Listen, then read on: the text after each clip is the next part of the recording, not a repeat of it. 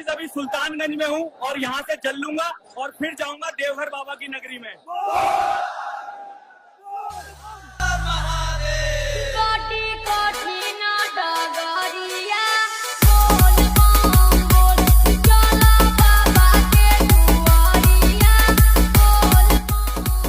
Finally सावन के पहले सोमवार में बाबा के नगरी पहुंच गया। बम बम भोले, हर हर महादेव, बोल बम। लो संभालो प्रभु अपनी कावल, लुट गई मैं अभागन यहाँ पे।